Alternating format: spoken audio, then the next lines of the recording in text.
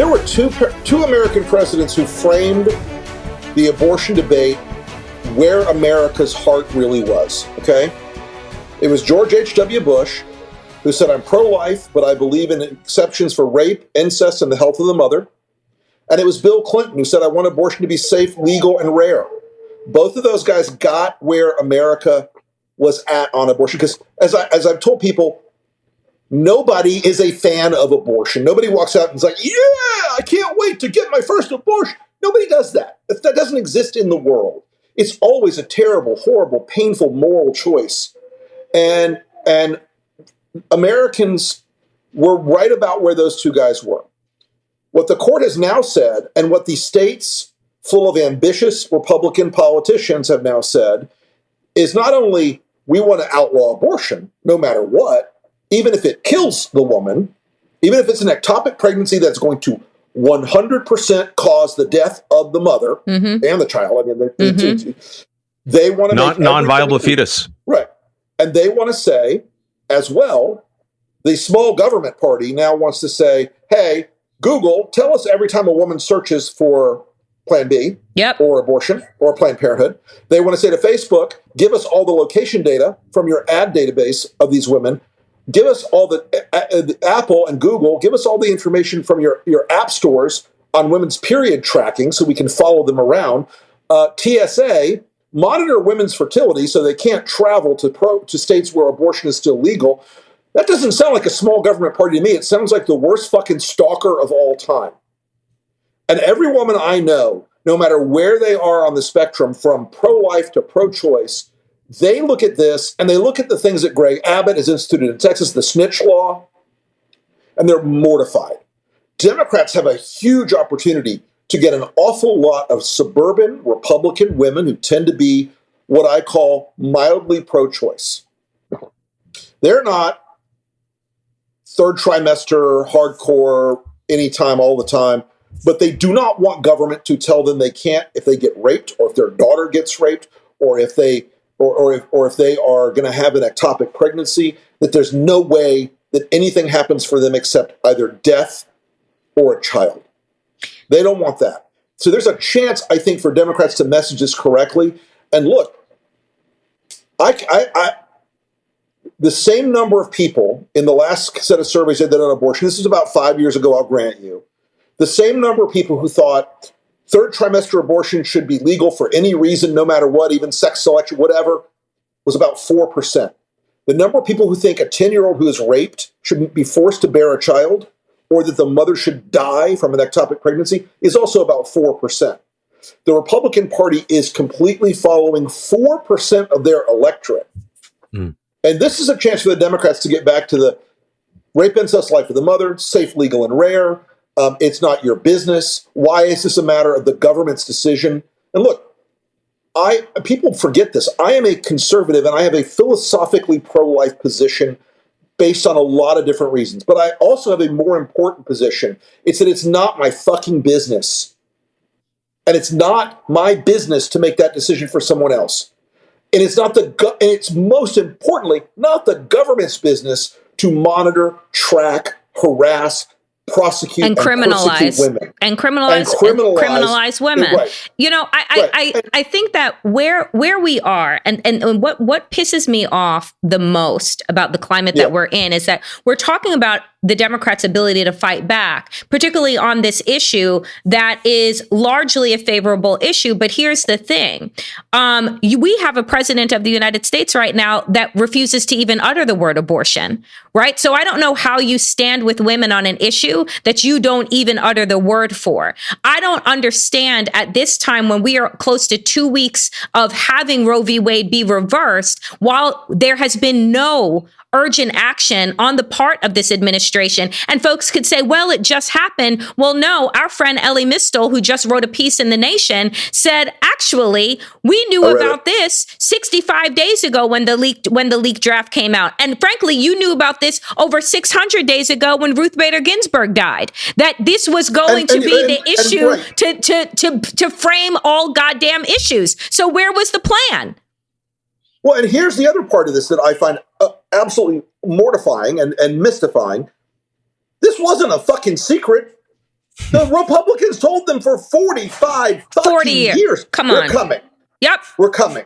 We're going to do it. And look, and Democrats understood that the decision of Roe, whatever the outcome, that the legal framework of Roe had vulnerabilities to just the kind of attack the Republicans were going to mount against it. It had legal frailty to it where they were going to pick it apart one little thing at a time. And they did. They told them what they were going to do. And this is something authoritarians always do. They tell you what's going to happen. Now, they're telling us now, and this is where the administration needs to get up on the goddamn power curve. They're telling us now they're coming for birth control. Right. They're coming for gay adoption. They're coming for gay marriage. And Ken Paxton in Texas is coming, and he's like, I'm bringing the sodomy law back. They're going for Lawrence. Lawrence v. Texas. I mean, so it's like, I think that Waj always refers to them as Bond villains who tell you what they're doing out loud, right? And then they say, I'm going to kill you, and I'm going to dip you in the lava. And but I always say, they say it in the first 10 minutes before the naked ladies start dancing. They tell you in the opening scene before the credits. But it's like, here we are, and yet you have an administration that is acting as if they have no power. When asked the other day, and I want to get your thoughts on this, when asked from the both of you, when asked the other day, Dana Bash, CNN, sits down with Madam Vice President and says, here's the thing. You keep telling people to vote, and they came out for historic numbers in the midst of a pandemic, and that was before a vaccine. They are losing rights every single day from this Supreme Court, and they're saying, do something. And her response was, do what exactly?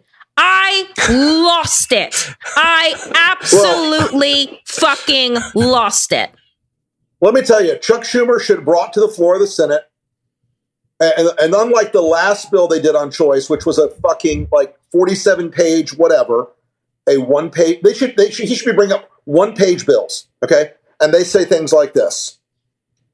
Sense of the Senate is that Roe versus Wade is the law of the land, and abortion should be legal, except in, blah, blah, blah, blah, blah. And one-page bill. The Miranda decision was correctly decided as the sense of the Senate. Put these guys on record, because there are a lot of Republicans who realize that they're the dog that caught the car. And this is going to go a lot differently for them when reality hits. But it does take, I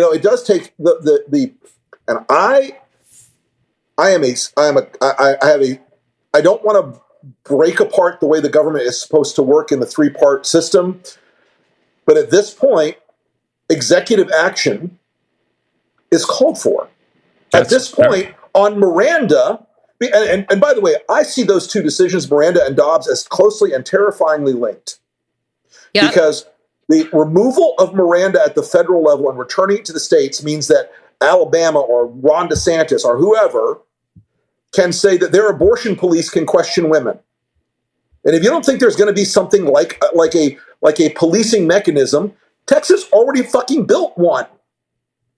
And this whole system of peeling back rights and reverting them to the states, this is not, the states' rights of Florida deciding its state bird is the scrub jay.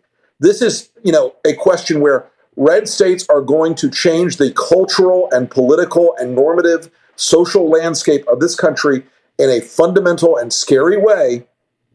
And it is going to cost lives. I like to say we're in a civil war. It's just not evenly distributed yet. I think what you said ties to a question I want to ask about the Supreme Court in this case that we really aren't talking about, but we have to talk about, called Moore v. Harper. Yes. More of that in a little bit in the second. But what Rick was saying, it seems like it's the legitimization of violence, because taking away Miranda and also then using this type of strange Play-Doh jujitsu with the Constitution that the right-wing Republicans do to get to their ideological end goal. Apparently now New York can't limit the amount of guns, but the state can force a woman to carry a baby. And then you have the rise of militias, the rise of Kyle Rittenhouse, the martyrdom of Ashley Babbitt, Patriot Front marching in Boston. Right. You got the Proud Boys who took Trump literally and seriously when he said stand back and stand by. Yeah, and that was, by the way, people forget that was during the 2020 presidential debate where literally, I think it was Chris Wallace asked him 3 times, can you condemn white supremacy? And his response was stand back and stand by, and they did. So if you connect the dots, that means You can legitimize violence. There's an army of brown shirts, MAGA brown shirts, who say, hey, I'm emboldened, I'm empowered, the good old boys have my back, I'll get pardoned, the law enforcement's with me, the courts are with me. And now you have the Supreme Court with this case, Moore v. Harper, which they granted cert to, which will literally allow the GOP coup to come to fruition, which means that the federal election will go to the state legislatures, where it's dominated by Republicans, and they can remove the slate of electors and replace them with their fake slate of electors. Did I get this wrong? You don't think that Ron DeSantis or any other lunatic Republican governor with a Republican legislature, which is 36 or 38 states today, is going to say, yeah, Biden won Florida by 400,000 votes, but we kind of think those people stole it. So, no. Yeah. They'll just do it. They will just assert it. This is how coups work. This is how authoritarians take power. This is how, and I go back to nerd this a little bit to von Papen, who was the conservative leader in Germany when Hitler was rising. And von Papen said, if it's not Hitler, then it'll be the communists. So I have to pick Hitler, even though he knew what it was. And once Hitler took power, he was like, "You're out. See ya." And they acted shocked that this is what happens. This is what authoritarians do. They're promising what they'll do ahead of time. They're backing up that promise with violence. They're backing up that promise with executive power, executive action, state court action, and state legislative action. And so if Democrats don't think they're in the fight of their lives, they need to wake the fuck up.